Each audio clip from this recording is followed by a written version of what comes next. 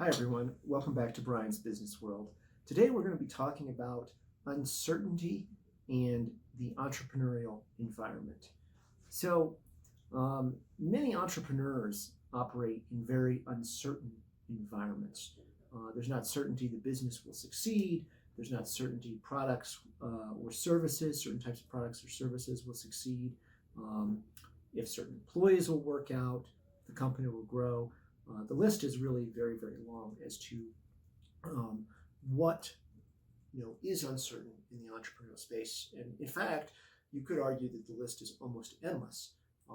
And some people have argued that being able to operate in an uncertain environment may be a huge key to entrepreneurial success. But our focus today is not so much whether the individual entrepreneur can conquer an uncertain environment or learn how to operate in a very uncertain environment. Our focus for uncertainty today is the employees who work for the entrepreneur and the impacts of an uncertain environment on them. Now, I recently had a conversation with a friend of mine who's an entrepreneur. This is a shout out to you, Jimmy, regarding conversations with employees between the founder, the entrepreneur, and specific employees regarding the uncertainty of things in the business and the risks and that type of thing.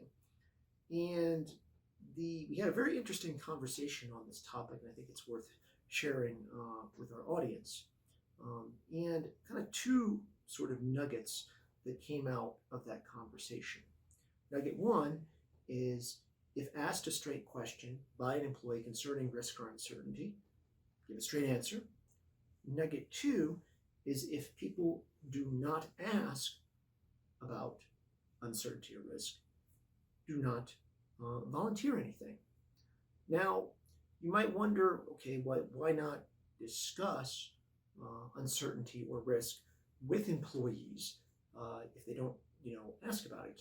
Can't they handle it? Aren't they adults? And some folks may be able to handle it. That is true. But for the large majority of people, there is a very strong desire for certainty and absolutism.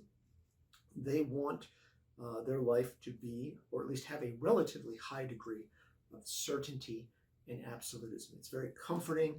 I think this is almost a very deep-seated human need.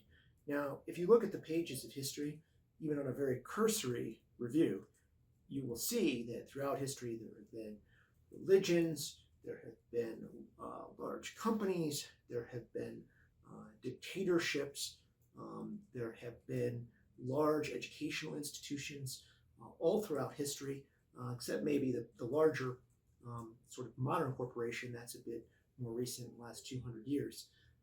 But if you look at all of these things, they provide a veneer of absolutism and a veneer of certainty to everyday life. Most religions are very absolutist in nature. They offer absolute truth. Dictatorships, that's been the most durable form of government, sadly, for humanity for thousands of years. Again, absolute certainty and no risk. You know where your place is. So, and if you look, do people gravitate, even though many of them don't like working for these types of organizations, they gravitate towards huge organizations, huge companies to go work for. Why? There is a perception of certainty and regularity. And many large companies are very systematized and have a lot of, for lack of a better expression, rules and regulations on what the employees can do. And again, people get comfort. Rules and regulations mean security and certainty. So what happens then if an entrepreneur just shows up to the party and brings up all this uncertainty, all these unknowns? That would, quite frankly, psychologically crash most humans, most people. So the takeaway here is, if you are an entrepreneur, you want to very much limit your conversations regarding uncertainty, regarding risks with most employees. If you get asked a straight question, is this uncertain, there's a risk here, by all means, level with your team and give a straight answer. But do not volunteer, do not bring up the topic in any way of uncertainty. I think you'll find many employees can work for you very, very well and very effectively without having any knowledge of uncertainty. So keep that in mind. Anyway, I hope you have enjoyed our topic today and got some good takeaways. We look forward to hearing from you soon. Please leave some comments below. Email us. We look forward to hearing from you. Thank you.